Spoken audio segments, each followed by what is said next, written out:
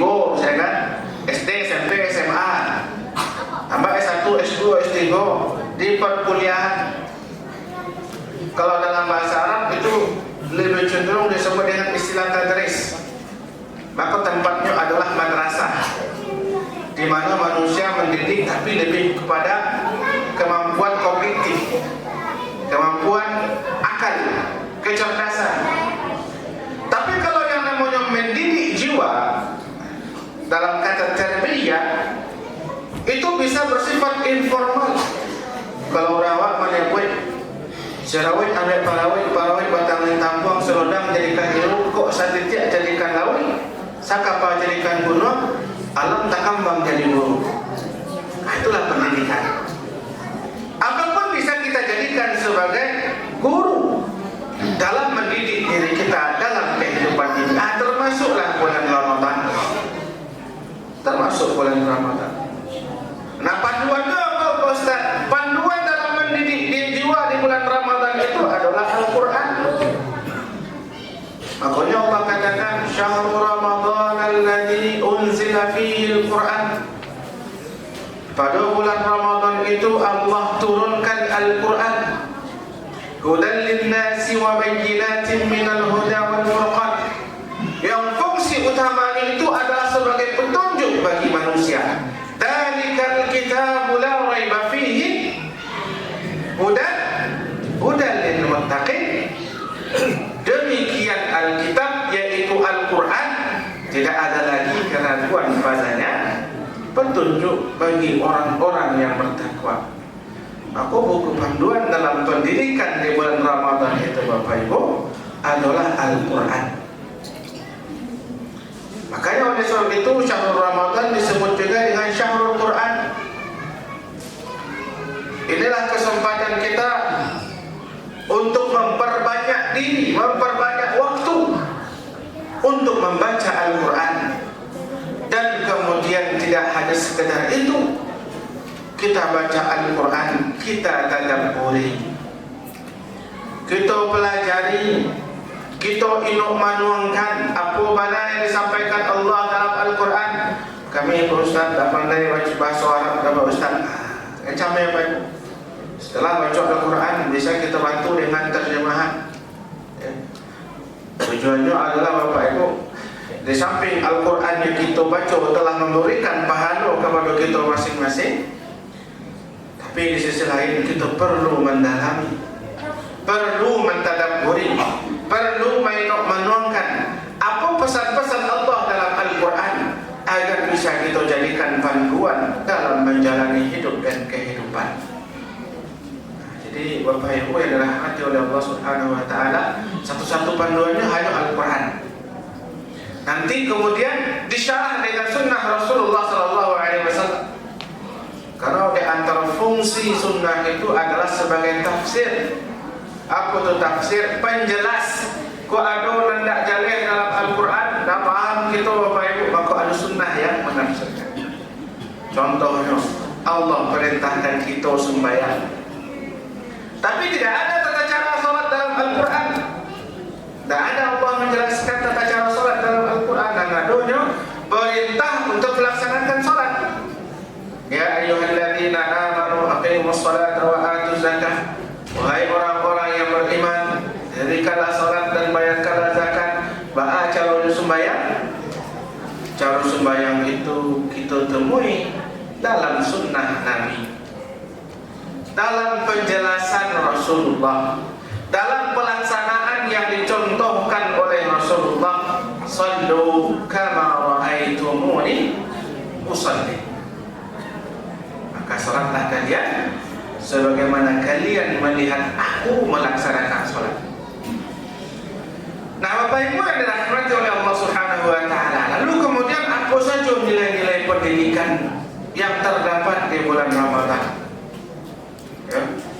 Dan pertama, nilai kejujuran. Ya. Kau nan tahu puasa Bapak Ibu, awak ya Allah saja. Kalau orang rumah bisa dikecuan, dia udah puasa dia latihan udah kan. Karena kau taringan orang rumahnya habisnya nasi campur.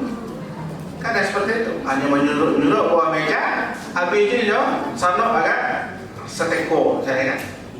Lalu kemudian ketika sebut dia orang melihat dia lah, lama dia orang kemati besok aja untuk dia apa puasa. Kalau manusia bisa dikecuali, kalau manusia bisa dikelabui, tapi kalau Allah Subhanahu Wa Taala tidak ada sampai ke hari la malja'a wa la manja'a, tidak ada sampai ke mandor, tidak ada sampai bersembunyi, pasti Allah mengetahui. Makanya kemudian nilai kejujuran menjadi salah satu nilai pendidikan dalam bulan Ramadan. Apa itu? Rusaknya sistem sosial, rusaknya sistem negara karena banyak orang-orang yang tidak jujur. Banyak orang yang tidak jujur. Karena kecenderungannya itu adalah untuk memperkaya diri sendiri, memperkaya kelompoknya, memperkaya golongannya, sehingga kemudian mereka melakukan penipuan-penipuan, korupsi lah namanya bagi, komajilok lah namanya bagi, penggelapan lah namanya bagi, penggelembungan lah namanya bagi. Tidak ada kejujuran. Maka Ramadan ini mengajarkan kita bagaimana untuk bisa menjadi orang yang jujur. Jujur dengan perkataan kita masing-masing, jujur dengan perbuatan kita masing-masing, dan itu terlihat dari ibadah puasa dan kita kerajuan. Tak selalu orang kan untuk kemati itu orang puasa, bisa jadinya kamuflase kan, mencari-cari. Tapi kemudian tak selalu pula dia kurang pupuk mana bentuknya tak puasa aja tak bisa juga. Karena yang mengetahui ibadah puasa itu hanya Allah dan diri kita masing-masing. Nilai yang kedua Bapak Ibu, Ramadan itu mengajarkan kita bagaimana untuk bisa mengendalikan diri. Ya, kalau ceramahnya Jalil Amjad sekarang disampaikan intinya pengendalian diri akan itu. Bagaimana kita bisa mengendalikan diri kita masing-masing? Artinya Bapak Ibu, bagaimana kita bisa menaklukkan nafsu kita masing-masing? Kalau seandainya nafsu itu bisa ditaklukkan, maka terkendalilah manusia. Ya. Tapi kalau seandainya nafsu itu tidak bisa ditaklukkan, maka manusia itu liar. Manusia itu bisa lebih puas daripada hewan. Ya. Kalau harimau Bapak Ibu misalnya singo misalnya, litaknya dia akan hanya memakan seekor kijang, ya, seekor rusa. Hanya itu. Kalau kandang Bapak Ibu sebatas itulah selesai. Menari-nari mana kijang di mokonya kan pecah liat selesai. Tak ada kajiannya kan itu. Tapi kalau manusia Bapak Ibu adalah mati oleh Allah Subhanahu Wa Taala. Aku kan heboh pula dengan kasus terbaru. Pertalite tanpa antri gitu orang kan. Jadi Bapak Ibu kalau beli pertama sama dengan istilah membeli pertalite tanpa antri. Itu kan ketidakjujuran. Itu ketika manusia tidak mampu mengendalikan keinginan, akhirnya ingin memperkaya diri. Lalu kemudian yang ketiga Bapak Ibu, kesabaran. Ya. Kadang orang lah sabar mana namanya Sabarudin, ya kan? Tapi tidak ada sabar. Kesabaran itu adalah salah satu sifat yang harus kita tanamkan diri kita masing-masing. Bahkan kata Nabi dalam sebuah hadis yang maknanya kalau kita diganggu seseorang, dipancing emosi gitu dalam keadaan berpuasa, maka katakanlah inni sha'im, wa inni sha'im. Aku berpuasa dan aku sedang menjalankan ibadah puasa. Belajar kita untuk menahan emosi, ya. Jangan semangat emosi ya. Esteller kalau aku bisa makan ketika buku kan. Emosional, suka marah-marah. Alam tuang dekat telantak dekat hanya telantak dekat turun bertundu orang kan. Ada apa itu? Sabar. Bagaimana kita menahan rasa haus dari pagi, dari terbit fajar sampai tenggelamnya matahari, sabar gitu. Sabar kita menunggu orang azan maghrib. Kita tahan rasa haus, kita tahan rasa lapar. Apalagi tadi puasa pertama, ya rasa kaputu yang kok rasanya kan? Ya begitu Bapak Ibu? Ini tidak ada ya, alhamdulillah. Berarti tangguh keimanan Bapak Ibu. Dan kalau dulu kawan misalnya kon dia Allah baca orang polik kayak gitu deh bos, ya kan? Asal-asal lebih undang-undang mencari aja kan. Lalu kemudian Bapak Ibu, nilai selanjutnya adalah kedisiplinan. Ya, disiplin gitu. Ada waktunya, ada ketentuannya. Kalaulah seandainya Bapak Ibu masuk waktu imsak, namun dia kita makan itu. Ya, kalau dalam mazhab Syafi'i kan imsak itulah penendang. Tapi nasabahnya Bapak Ibu, batas terakhir seseorang makan sahur itu adalah ketika azan subuh.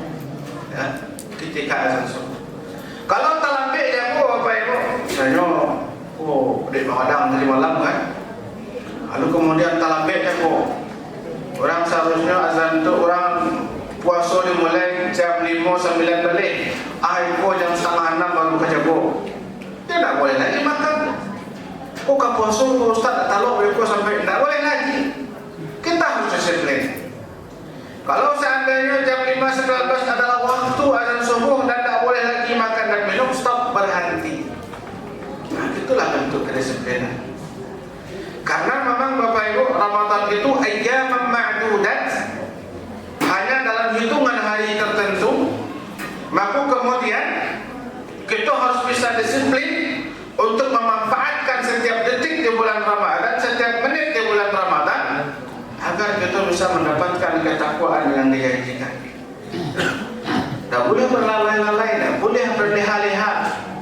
Kalau seandainya masuk waktu sholat maghrib, petanda kita harus berbuka, yuk makan dan minum. Itu ketentuan.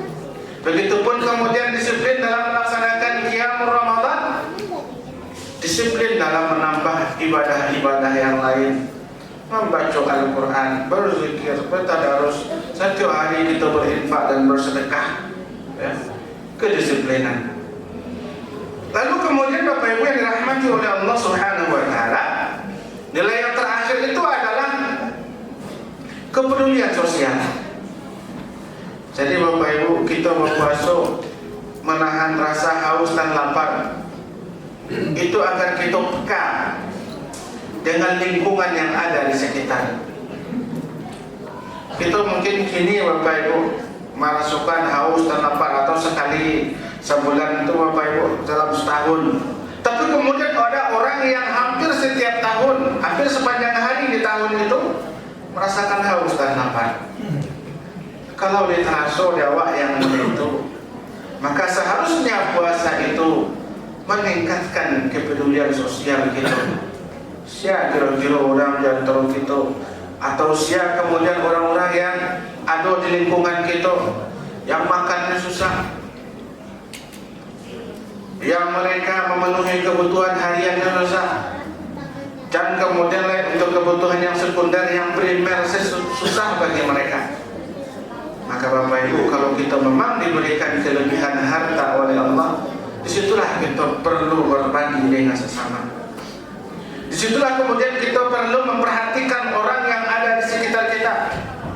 It'amul masakin, memberi makan orang-orang yang